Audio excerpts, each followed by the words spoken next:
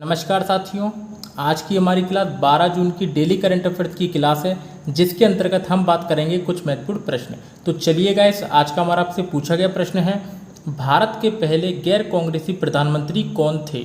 4 option आपके सामने हैं, सही आंसर आप लोगों को कमेंट बॉक्स में लिखकर जरूर देना है। चलिए गाइस, आज के हम पहले प्रश्न की तरफ चलते हैं। पहला प्रश्न है गाइस, हाल ही में इलाहाबाद हाईकोर्ट के नए मुख्य न्यायाधीश किसे नियुक्त किया गया है। संजय जैन, संजय यादव, आशुतोष मिश्रा, राकेश त्रिपाठी। तो दोस्तों यहाँ पर हमारा सही आंसर हो जाएगा संजय यादव। हाल ही में इलाहाबाद हाईकोर्ट के नए चीफ जस्टिस किसे नियुक्त किया गया है, संजय यादव को।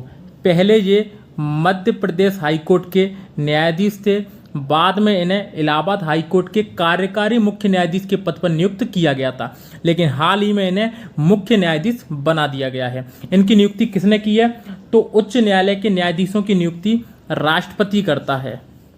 कौन? राष्ट्रपति द्वारा उच्च न्यायालय के न्यायाधीशों की नियुक्ति की जाती है। मुख्य न्यायमूर्ति की नियुक्ति वह उच्चतम न्यायालय के मुख्य न्यायमूर्ति और राज्य के राज्यपाल के परामर्श से करता है। ठीक है, तो जो उच्च न्यायालय के मुख्य न्यायाधीश की जो नियुक्ति करता है वो जो उच्चतम न्यायालय के मुख्य न्यायमूर्ति और राज्य के राज्यपाल के परामर्श के बाद इनकी नियुक्ति करता है। ठीक है गाइस, तो चलिए नेक्स्ट क्वेश्चन की तरफ चलते हैं। अगला क्वेश्चन है गाइस, हाल ही में किस राज्य ने भारत रत्न और पद्म जैसे पुरस्कार प्रदान करने की घोषणा की है। हरियाणा, उत्तर प्रदेश, असम या केरल। तो दोस्तों यहाँ पर हमारा सही आंसर हो जाएगा असम। हाल ही में असम सरकार के द्वारा भारत रत्न और पद्म जैसे पुरस्कार प्रदान करने की घोषणा की गई है। भारत रत्न और पद्म पुरस्कारों की तर्ज पर असम कैबिनेट ने असम रत्न पुरस्कार स्थापित करने का निर्णय लिया है। असम रत्न पुरस्कार स्थापित करने का निर्णय लिया है।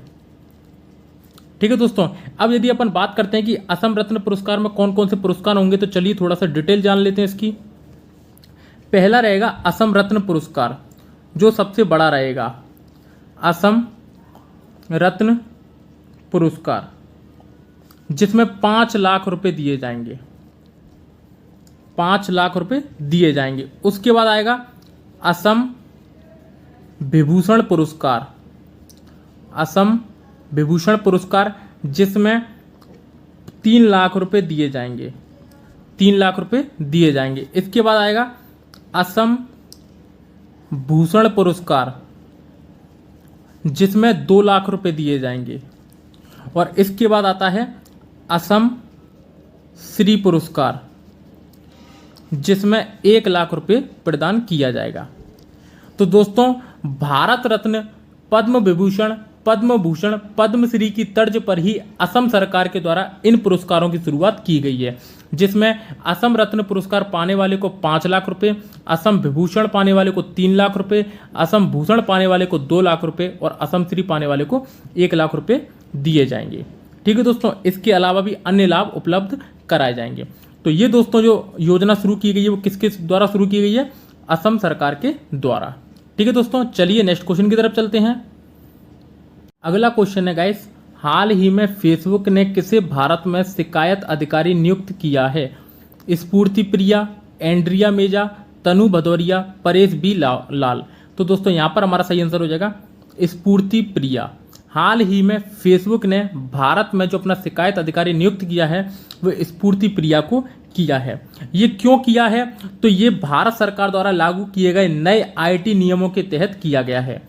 नए आईटी नियमों के तहत इनकी नियुक्ति की गई है, जिसके अनुसार 50 लाख से अधिक उपयोगकर्ताओं वाली सोशल मीडिया कंपनियों को एक शिकायत अधिकारी, नोडल अधिकारी और मुख्य अनुपालन अधिकारी भारत में नियुक्त करना होगा। ठीक है, कौन कौन से अधिकारी, एक तो शिकायत अधिकारी, एक नोडल अधिकारी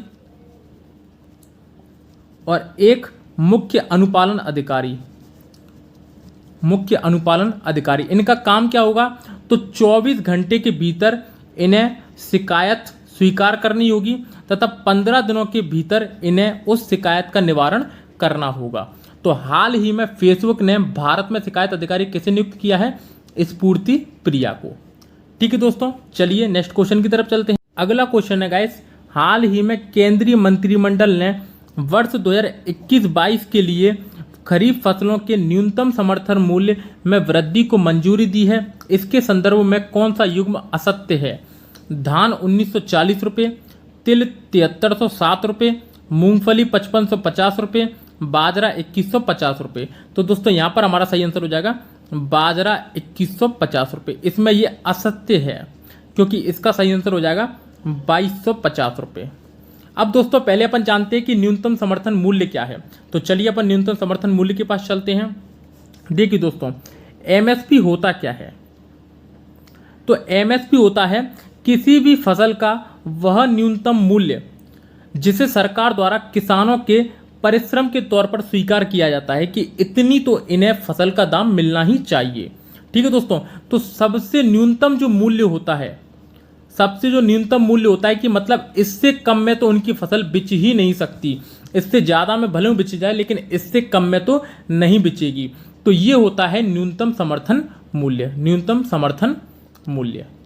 ठीक है दोस्तों, अब हाल ही में जो केंद्र सरकार ने जो रेट तय किए हैं वो कितने कितने तय किए हैं, तो वो सारी फसलों के आप एक बार देख लीजिए, मैं आपको दिखा देता हूं।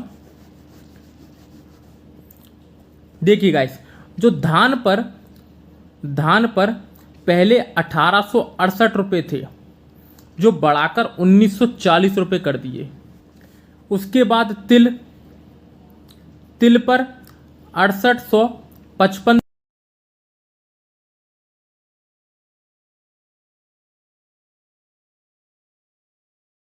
जिस पर 5275 रुपये थे, इसको बढ़ाकर 5550 रुपये कर दिए। इसके बाद अपन आईएमपी चलते हैं बाजरा पर, तो बाजरा आपके 2150 रुपये थे जिसको बढ़ाकर 2250 रुपये कर दिया। यदि हम बात करें थोड़ी सी तुअर दाल की, तो तुअर दाल 6000 रुपये थी पहले और अब उसको बढ़ाकर 6300 रुपये कर दिया है। तो ये तुअर दाल का अमाउंट है। ठीक है दोस्तों, तो ये अभी हाल ही में केंद्र सरकार द्वारा एमएसपी को निर्धारित किया है। तो दोस्तों इसका हमारा सही आंसर हो जाएगा आंसर नंबर डी, बाजरा 2150 नहीं है, 2250 रुपये हो चुका है। ठीक है दोस्तों, चलिए नेक्स्ट क्वेश्चन की तरफ चलते हैं। अगला क्वेश्चन है गाइस, हाल ही में किस राज्य सरकार ने मुख्यमंत्री किसान मित्र ऊर्जा योजना के प्रारूप को मंजूरी दी है? हरियाणा, राजस्थान, केरल या असम? तो दोस्तों यहाँ पर हमारा सही आंसर हो जाएगा राजस्थान।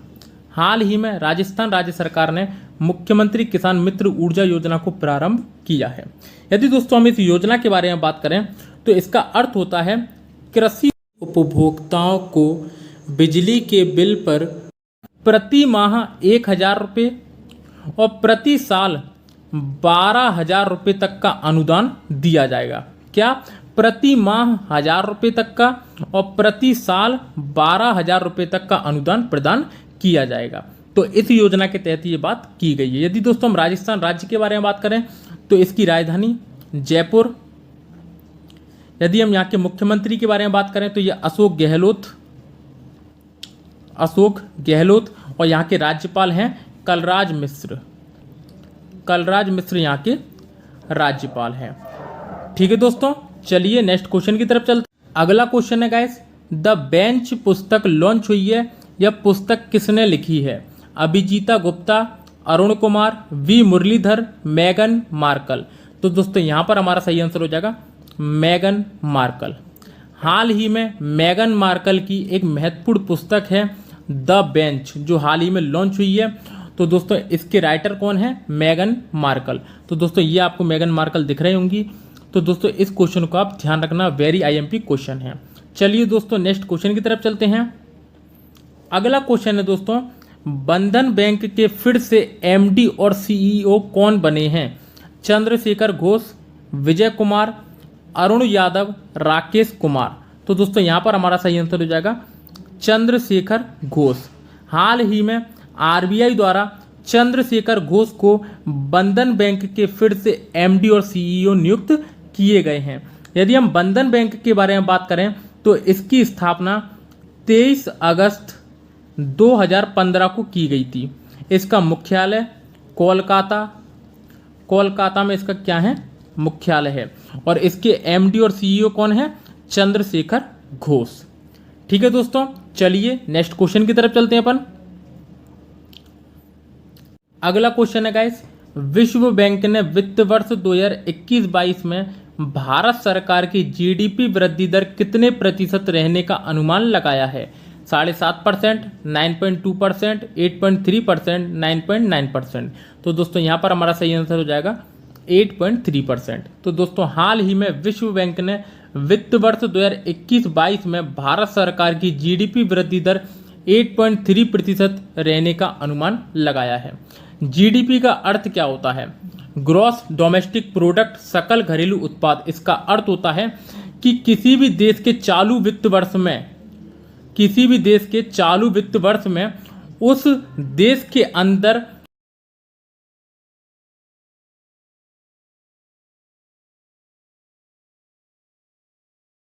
मूल्य को जीडीपी कहा जाता है।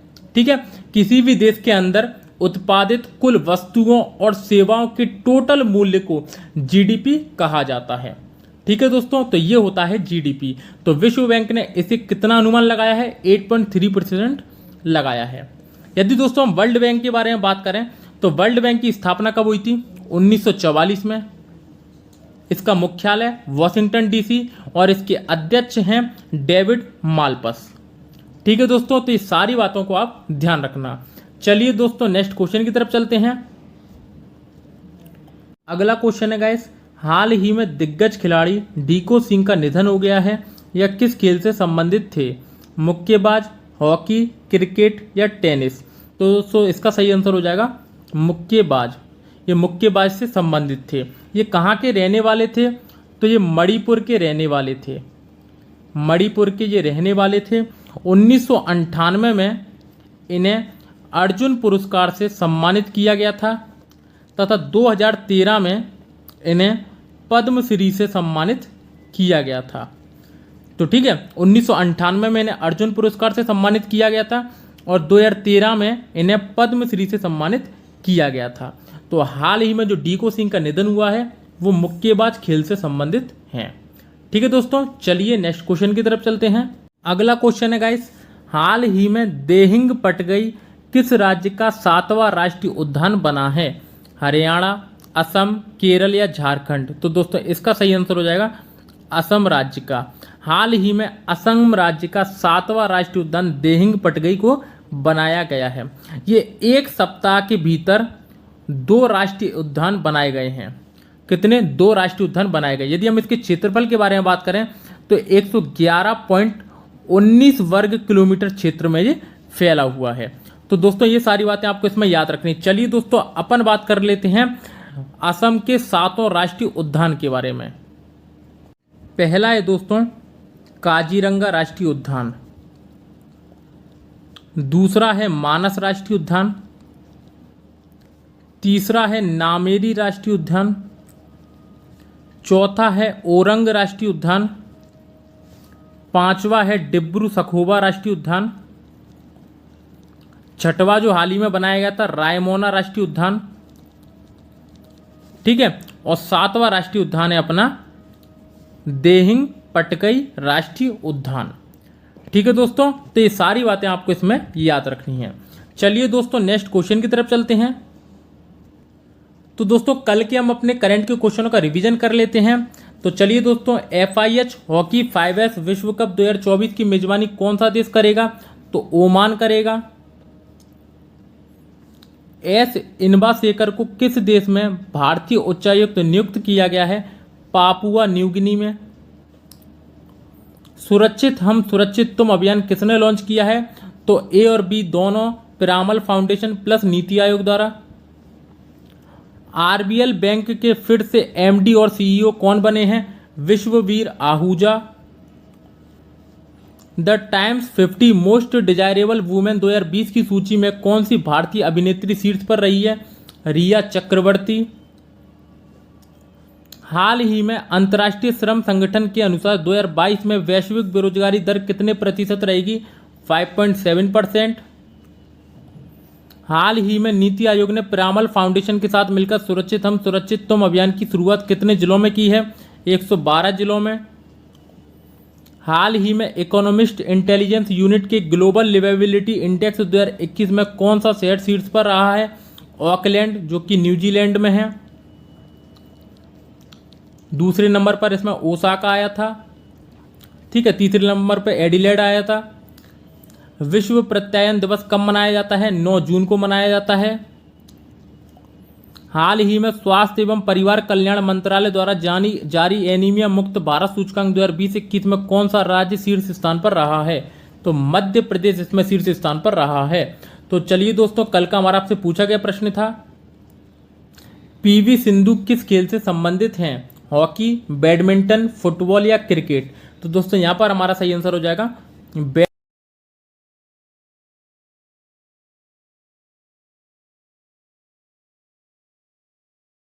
सब्सक्राइब कर देना तथा वीडियो को ज़्यादा से ज़्यादा शेयर करना ना भूलें। फिर मिलते हैं दोस्तों कल नेक्स्ट क्लास के साथ, तब तक के लिए धन्यवाद।